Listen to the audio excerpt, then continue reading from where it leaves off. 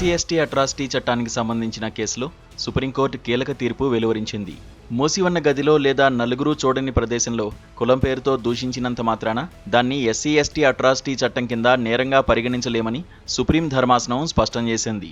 SC ST చట్టం 1989లోని సెక్షన్లు వర్తించాలంటే ఆ వ్యాఖ్యలు ఖచ్చితంగా ప్రజావీక్షణ లేదా వినికిడి పరిధిలోకి రావాలని అత్యున్నత న్యాయస్థానం తెలిపింది. పాఠశాల మేనేజర్పై నమోదైన ఎస్సీ ఎస్టీ కేసును కొట్టివేస్తూ కీలక తీర్పును వెలువరించింది. అయితే ఉత్తరప్రదేశ్లోని ఒక పాఠశాలకు చెందిన మేనేజర్ ఒక విద్యార్థి తండ్రితో గొడవపడి లాఠీలు కర్రలతో దాడి చేశారని పోలీసులకు ఫిర్యాదు చేశారు. ఈ క్రమంలో సదరు మేనేజర్ బాధితుడిని కులం పేరుతో తీవ్రంగా దూషించినట్లు ఆరోపణలు వచ్చాయి.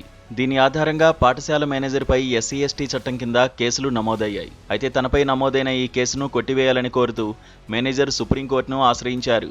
దీనిపై విచారణ చేపట్టిన సుప్రీం ధర్మాసనం సంఘటన జరిగిన ప్రదేశం ఆధారంగానే అట్రాసిటీ చట్టం వర్తిస్తుందని తెలిపింది. ఇన్వెస్టిగేటింగ్ ఆఫీసర్ సిద్ధం చేసిన సైట్ ప్లాన్ ప్రకారం ఈ ఘటన పాఠశాలలోని ఒక మూసి ఉన్న గదిలో జరిగిందని గుర్తు చేసింది.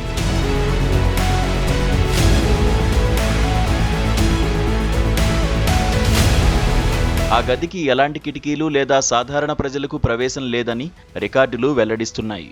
కాబట్టి కేవలం పాఠశాల కాంపౌండ్లో ఉన్నారనే కారణంతో దాన్ని ప్రజావీక్షణగా పరిగణించలేమని సుప్రీం ధర్మాసనం తేల్చి చెప్పింది.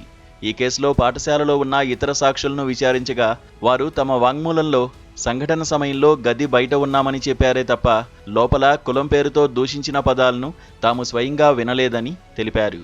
వారు పాఠశాలలో ఉన్నారన్నంత మాత్రాన గదిలో జరిగిన వ్యాఖ్యలను వారు విన్నట్టు ఆధారాలు లేవని న్యాయస్థానం స్పష్టం చేసింది.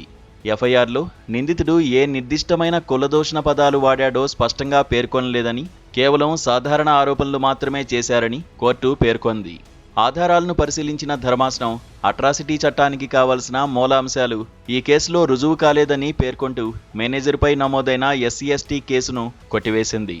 అయితే సాధారణ దాడికి సంబంధించిన ఇతర చట్టపరమైన విచారణ కొనసాగుతుందని ధర్మాసనం స్పష్టం చేసింది.